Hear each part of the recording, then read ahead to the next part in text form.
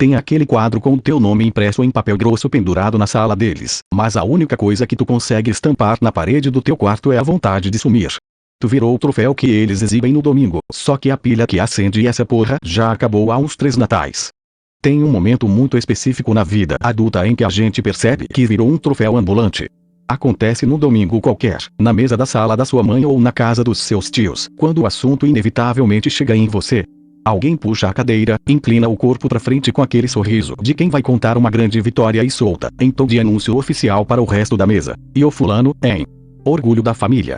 Nessas horas, a sua única reação possível é ensaiar um sorriso amarelo, enfiar um pedaço de carne na boca para ganhar tempo e balançar a cabeça, concordando com a própria lenda. Porque, para eles, você virou uma lenda.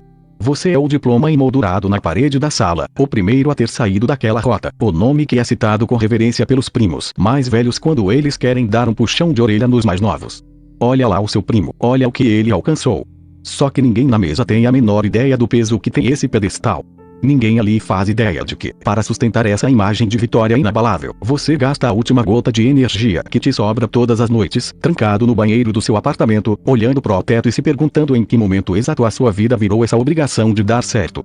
É uma sensação esquisita, porque você não tem o direito de reclamar. Afinal de contas, você venceu, não venceu? Você deu o que eles queriam. E é justamente aí que mora o nó da garganta. A gente passa a vida inteira correndo atrás de uma aprovação que, quando finalmente chega, vem com o peso de uma âncora. Sartre dizia uma coisa que parece meio abstrata, mas que bate direto na nossa cara quando a gente acorda numa terça-feira chuvosa, sentindo vontade de chorar no meio da sala. A gente é condenado a ser livre. Mas, antes de sermos livres, a gente é condenado a ser o reflexo do olhar dos outros. E, no caso da família, esse olhar vem carregado de uma história que não é sua. Quando a sua família olha pra você, eles não veem só o seu rosto, o seu cansaço, as suas olheiras ou as suas crises de ansiedade às 3 da manhã. Eles veem a revanche deles.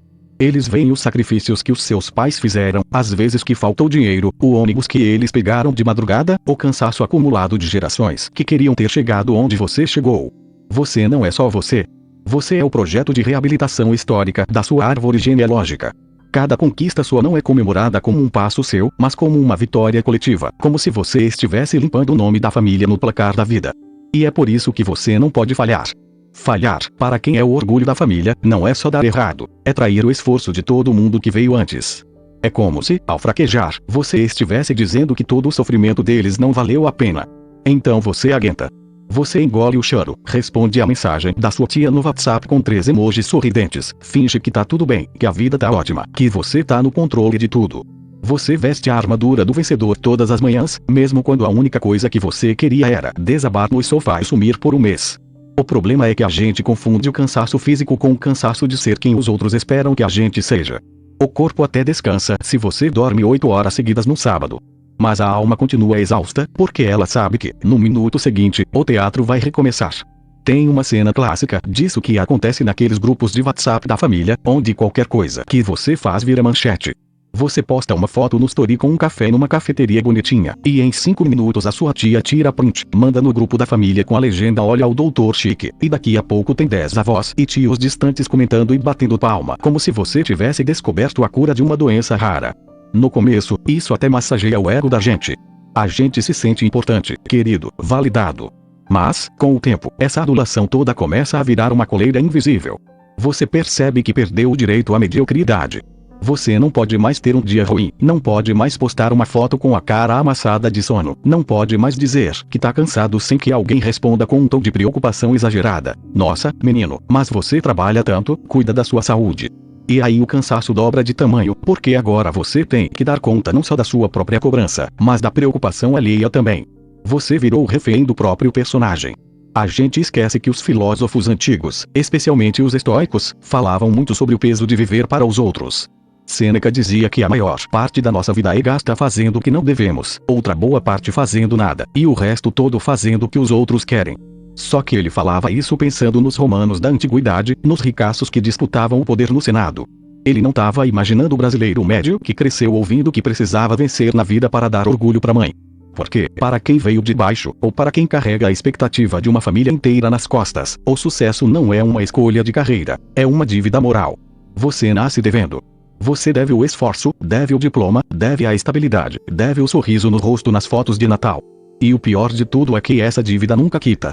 Você pode comprar um apartamento, pode viajar, pode ter o que for, sempre vai ter alguém na mesa de domingo lembrando de quando você era pequeno e eles já sabiam que você ia longe, como se a sua vida inteira estivesse pré-roteirizada por eles desde o dia em que você nasceu.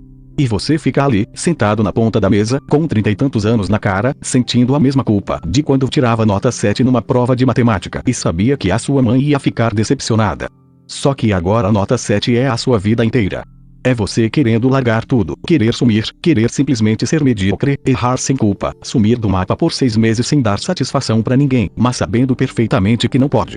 Porque se você parar, o castelo de cartas desaba. É nesse ponto que a gente começa a olhar para o espelho de manhã e não reconhece mais a pessoa que tá ali. Quem é esse cara de terno ou essa mulher de cabelo arrumado que sorri para as fotos da família? Será que sou eu ou será que eu sou só um holograma bem-sucedido que inventaram pra minha mãe poder mostrar pros vizinhos?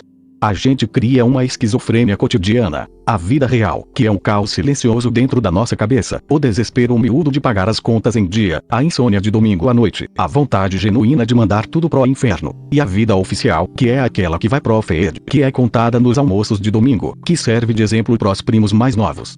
E o abismo entre essas duas vidas vai aumentando tanto, mas tanto, que chega uma hora em que você não sabe mais em qual delas você habita de verdade. Você se sente um impostor na sua própria história de sucesso. E o mais doloroso é que você não pode nem desabafar sobre isso, porque se você chega pro seu pai ou pra sua mãe e diz: olha, eu tô exausto, eu não aguento mais ser o orgulho de vocês, a resposta imediata vai ser um misto de incompreensão e mágoa profunda. Eles vão te olhar com aquela cara de quem não acredita no que tá ouvindo e dizer: mas filho, o que te falta? Eu dei o meu sangue pra você chegar até aqui. E é aí que o laço aperta ainda mais, porque você percebe que a sua dor é vista como ingratidão, é aí que entra o paradoxo da dívida invisível. Porque não é uma dívida em dinheiro, é uma dívida de afeto. Você sente que cada conforto que você conquistou, cada degrau que você subiu, foi comprado com o suor de quem veio antes. E como é que você ousa reclamar de estar cansado quando seu pai trabalhou 30 anos embaixo de sol quente para você poder ter ar-condicionado no escritório? Como é que você tem o desplante de dizer que a alma tá vazia se você tem um diploma na parede e um carro na garagem? A culpa é um mecanismo de relojoaria muito bem azeitado. Ela funciona no automático. Toda vez que você pensa em desacelerar, em tirar um ano sabático, em mudar de rumo, em simplesmente sumir por um fim de semana e não dar satisfação pra ninguém, a voz da sua mãe ecoa na sua cabeça: quem tem teto de vidro não joga pedra no telhado. Ou pior, a gente te deu asas para voar. Só que ninguém te avisou que voar podia ser tão solitário, que o ar rarefeito lá em cima causa tontura, e que as suas asas estão pesadas de tanto carregar a expectativa alheia.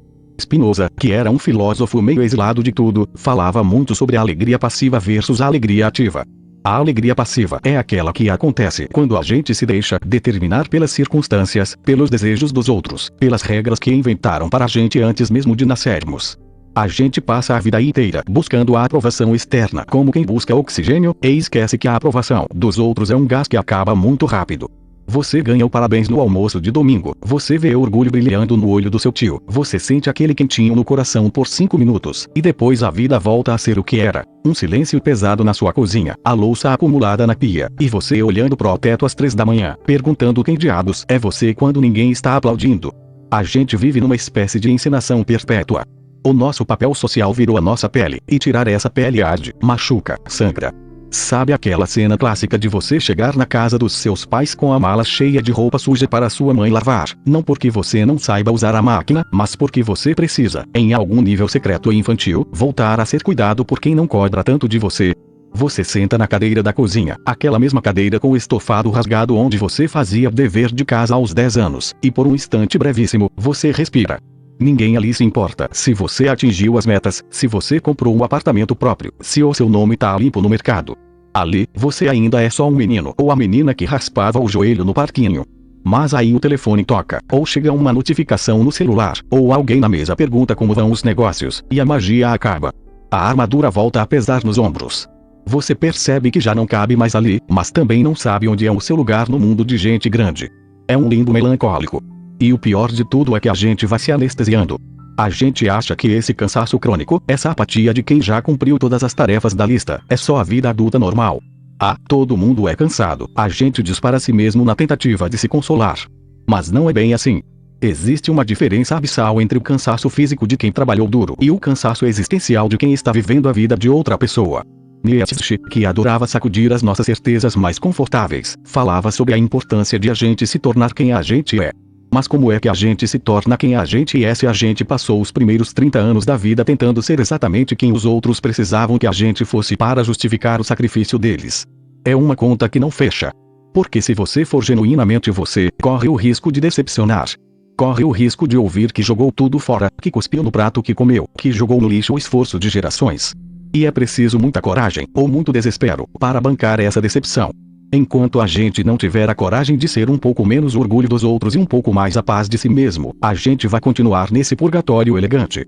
A gente vai continuar sorrindo para a foto da família, postando a conquista do momento, recebendo os parabéns com um sorriso amarelo, enquanto por dentro a única coisa que a gente quer é tirar os sapatos apertados, apagar a luz e dormir um sono que dure o tempo suficiente para a gente esquecer quem a gente é obrigado a ser.